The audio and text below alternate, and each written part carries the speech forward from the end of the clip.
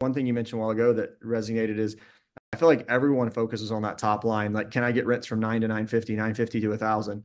That's great, but now your expenses are 70% of that.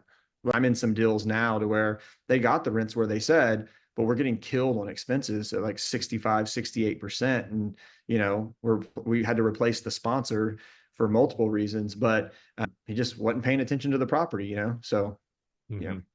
Yeah, and it's tough because when you look at the P&L, right, you can obviously optimize either side, whether it's revenue or expenses, right? You can grow revenue, you can cut expenses.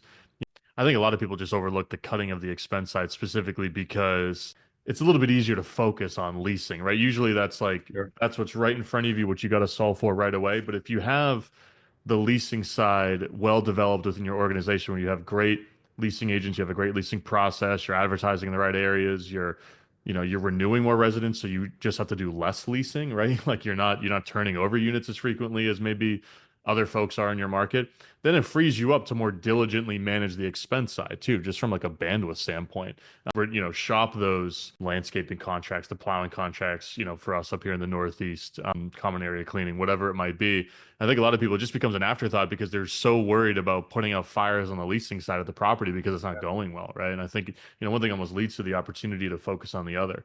At least that's been our experience in our business.